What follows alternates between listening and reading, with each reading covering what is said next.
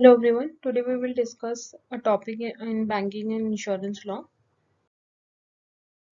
Today's topic is SARFAESI Act 2002 Part 2. This particular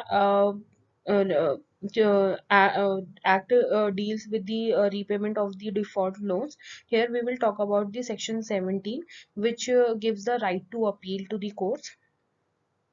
And we have already discussed section 13 and certain definitions in the previous part. So the list of topics to be covered here is the introduction and objective of the Act. Then we will talk about the Section 17 and the procedure given in the Section 17. The SARFAESI Act 2002 has empowered the banks and financial institutions with vast power to enforce the securities charged to them. It is an act to regulate securitization and reconstruction of financial assets and enforcement of security interest, and to provide for a central database of security interest created on property right and for matters connected therewith and incidental thereto. We have already discussed that the SARFAESI Act empowers certain banks and financial institutions who provide loans to the public. It empowered the banks and financial institutions to enforce their securities charged to them. They could re, uh, recover the default loan amount from the people who are unable to pay the loan, and they those loans have been declared as the non-performing assets. The main purpose of the SARFAESI Act 2002 is to enable and empower the secured creditors to take possession of their securities and to deal with them without the intervention of the court, and also alternatively to authorize any securitization or reconstruction company to acquire financial assets of any bank or financial institution. The main purpose here of this particular act is empower the secured creditors. The secured creditors are the mostly those institutions or banks which provide loans to the public, and when the that particular any such loan or the advances given to the public becomes a default, and the people are unable to repay the loan amount, then these secured creditors take possession of their securities, the loan they have provided, and they deal with them and they recover the particular loans without the intervention of the court. So under this act there is no intervention of the court. Certain reconstruction and securitization companies are created to acquire these financial assets of any bank or financial institution from the defaulters. Here we will deal up with the section 17. Section 17 deals with the right to appeal. Here it is said that any person, including a borrower, aggrieved by any of the measures referred to in subsection 4 of section 13, taken by the secured creditor or his authorized officer, may make an application along with such fees as prescribed to the Debts Recovery Tribunal having jurisdiction in the matter within 45 days from the date on which such measures had been taken. So, Section 17 empowers any person, which could be a borrower, which includes borrower, if they are aggrieved party by the decision taken by the secured creditor or their authorized officer under section 13, which talks about securitization of the enforcement of security interest. Then these particular persons may make an application for the appeal to debt recovery tribunal, who has the jurisdiction in the particular matter within the 45 days. The time period given here to file an appeal is 45 days, and the time of the 45 days will be count on which from the date on which such measures by the secured creditor had been taken. The Debt Recovery Tribunal shall consider whether any of the measures referred to in subsection 4 of section 13, taken by the secured creditor for enforcement of security, are in accordance with the provision of this act and the rules made thereunder. So the first uh, step taken by the debt recovery tribunal after receiving the application from the borrower or any other aggrieved person regarding the measures taken by the secured creditor is that the debt recovery tribunal will consider that the measures taken by the secured creditor of for the enforcement of security are in accordance with the provisions or not, whether these measures have been uh, taken by the secured creditor as per the rules and the provisions made under the act or not. If the Debt Recovery Tribunal, after examining the facts and circumstances of the case and evidence produced by the parties, comes to the conclusion that any of the measures referred to in subsection 4 of 13 section taken by the secured creditor are not in accordance with the provision of this act, the rules made thereunder, and require restoration of the management of the business to the borrower or restoration of the possession of the secured assets to the borrower, it may by order declare to recourse. Here, if the findings of the debt recovery tribunals turn out to be that the secured creditor has not taken care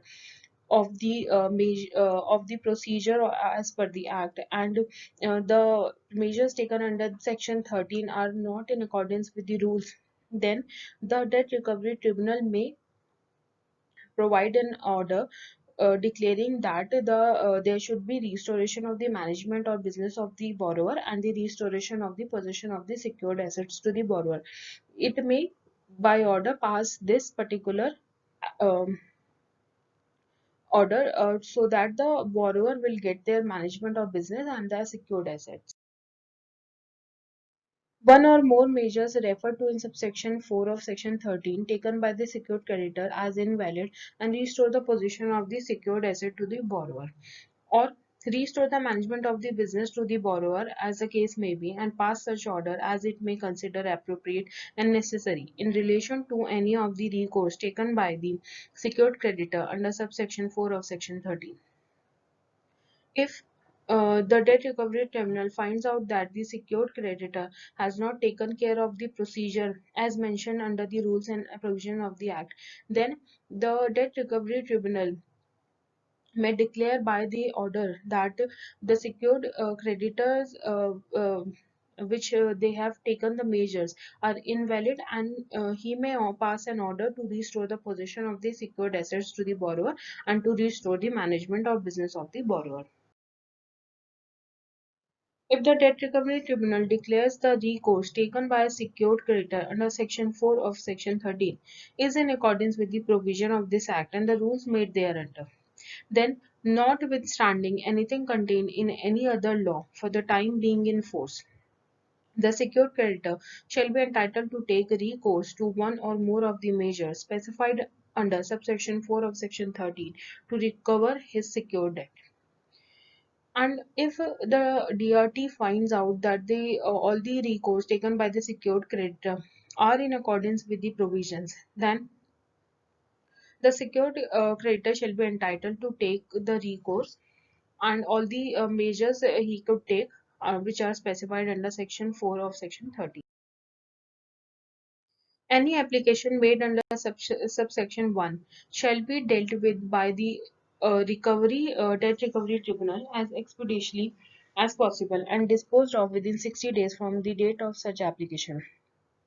So here, the time given to the debt recovery tribunal to deal with an application of appeal provided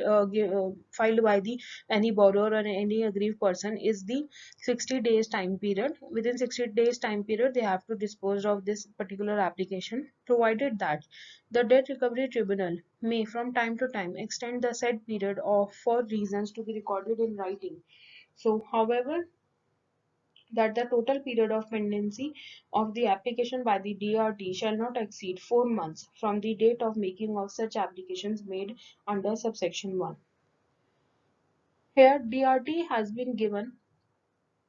a power that they can extend the particular set time period of 60 days with the reasons to be recorded in writing, and the total time period for the pendency of any appeal application shall not exceed to 4 months. If the application is not disposed of by the Debt Recovery Tribunal within the period of 4 months as specified in subsection 5, any part to the application may make an application in such form as may be prescribed to the Appellate Tribunal for directing the Debt Recovery Tribunal for expeditious disposal of the application pending before the Debt Recovery Tribunal, and the Appellate Tribunal may on such application make an order for expeditious disposal of the pending application by the Debt Recovery Tribunal. So in any case, if DRT does not dispose of the application of appeal within 4 months, then the particular aggrieved person can make an application to appellate tribunal, and under that particular application, appellate tribunal is the appellate tribunal shall direct the DRT to dispose the application within the with the expeditious disposal, and all the orders will be directed to DRT. Save as otherwise provided in this Act, the DRT shall, as far as may be, dispose of the application in accordance with the provision of Recovery of Debts Due to Banks and Financial Institutions Act 1993 and the rules made thereunder. So here, all the rules and provisions for the disposal of the application performed by the DRT will be in accordance with the provision of this particular 1993 Act.